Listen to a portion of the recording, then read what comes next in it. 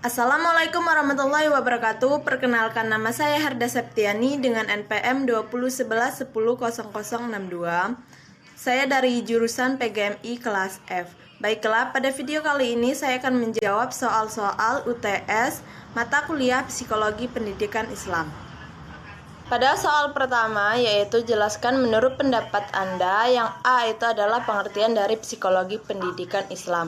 Menurut pendapat saya, pengertian dari psikologi pendidikan Islam adalah sebuah ilmu yang mempelajari tentang perilaku manusia di dalam dunia pendidikan, yang meliputi studi sistematis tentang proses-proses dan faktor-faktor yang berhubungan dengan pendidikan manusia, yang tujuannya itu untuk mengembangkan dan meningkatkan keefisienan dalam pendidikan.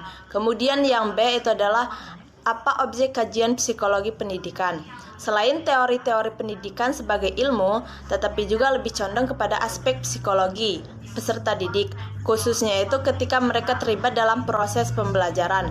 Objek kajian psikologi pendidikan adalah interaksi antara pendidik dengan peserta didik untuk meningkatkan kemampuan peserta didik dengan dukungan sarana dan fasilitas tertentu yang berlangsung dalam lingkungan tertentu. Kemudian soal yang kedua itu adalah jelaskan menurut pendapat Anda, yang A itu pentingnya mempelajari psikologi pendidikan bagi calon pendidik. Menurut pendapat saya, pendidikan itu tidak dapat dipisahkan dari psikologi. Pengetahuan psikologi tentang siswa sangat penting dalam pendidikan. Oleh karena itu, penguasaan ilmu psikologi harus menjadi syarat mutlak bagi calon guru. Guru sebagai pembimbing, pendidik, dan pelatih siswa tentunya itu dapat memahami segala aspek perilakunya sendiri dan perilaku orang-orang yang terkait dengan tugasnya, terutama aspek perilaku siswa, sehingga dapat menjalankan tugasnya secara efektif. Kemudian yang B-nya itu adalah kontribusi psikologi terhadap proses pendidikan. Psikologi pendidikan telah digunakan sebagai landasan dalam pengetahuan teori dan praktek pendidikan dan telah Kemudian pertanyaan yang kedua itu adalah, atau yang B-nya itu adalah kontribusi psikologi terhadap proses pendidikan. Psikologi itu telah digunakan sebagai landasan dan pengembangan teori dalam praktek pendidikan dan telah memberikan kontribusi yang besar terhadap pendidikan. Di antaranya itu sebagai dalam bidang pengembangan kurikulum, sistem pembelajaran, dan sistem penilaian. Adapun kontribusi psikologi pendidikan terhadap pengembangan kurikulum itu adalah kajian psikologi pendidikan dalam kaitannya dengan pengembangan kurikulum pendidikan, terutama berkenaan dengan pemahaman aspek-aspek perilaku dalam konteks belajar mengajar.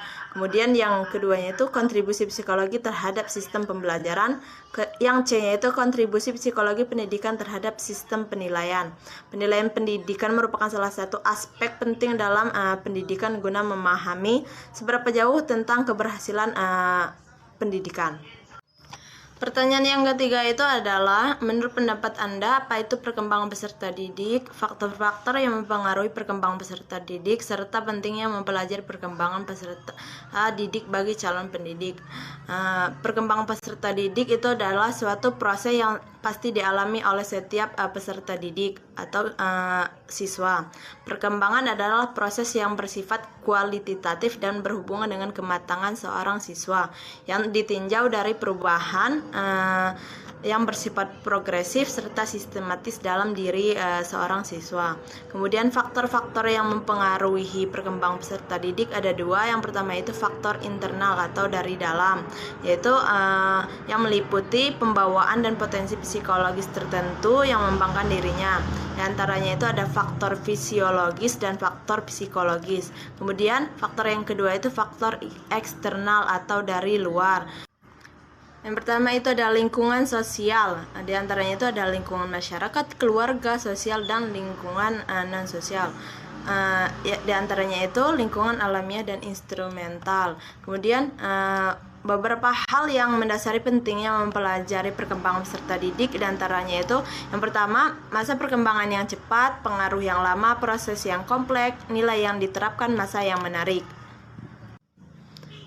Nomor 4 itu jelaskan menurut pendapat Anda hubungan antara pendidikan dan perkembangan peserta didik serta karakteristik perkembangan anak dan remaja dan penerapannya dalam pendidikan. Hubungan yang baik antara pendidik dan peserta didik menjadi hal yang utama yang dilakukan agar mendapatkan hasil yang baik dan maksimal dari kegiatan pendidikan terhadap perkembangan peserta didik. Dengan hubungan yang baik antara pendidik dan peserta didik, maka lebih mudah pula peserta didik menyerap ajaran-ajaran dari sang guru. Pendidikan sangat berpengaruh terhadap perkembangan dari peserta didik, di mana pendidik tidak hanya menyiapkan kapan kognitif dari anak, namun juga memberikan ilmu tentang moral dari kesehatan membentuk perkembangan anak dalam kemampuan agamanya sebagai bekal akhiratnya kelak mental dari sang anak. Kemudian karakteristik perkembangan anak dan remaja dan penerapannya dalam pendidikan. Karakteristik perkembangan anak diantaranya itu, yang pertama itu anak bersifat unik. Kedua, anak mengekspresikan perilaku secara relatif atau spontan. Ketiga, anak bersifat aktif dan energik.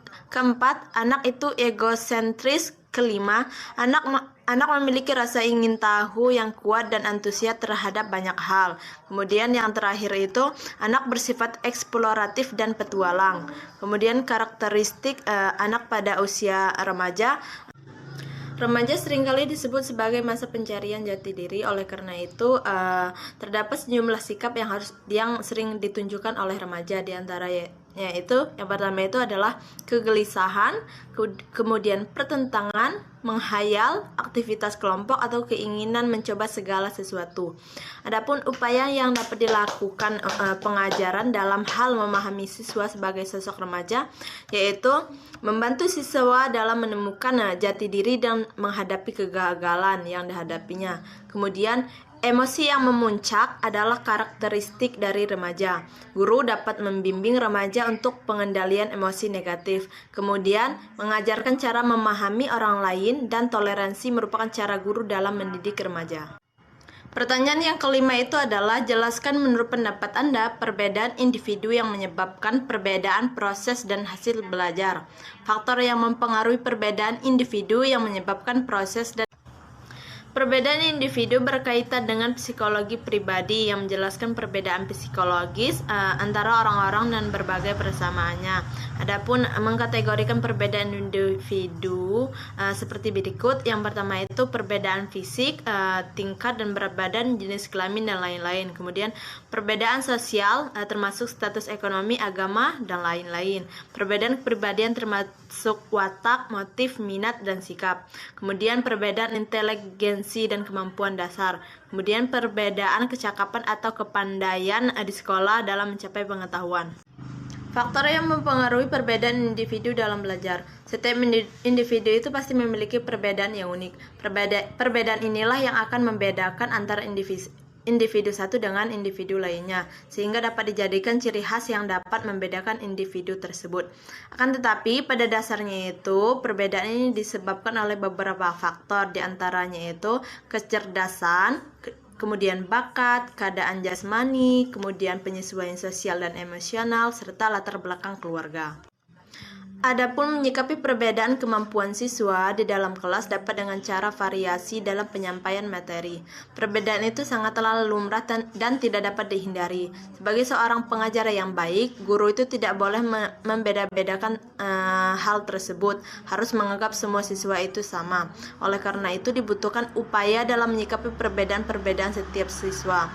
Upaya tersebut dapat berupa cara mengajar yang bervariatif. Sekian penjelasan dari saya. Wassalamualaikum warahmatullahi wabarakatuh.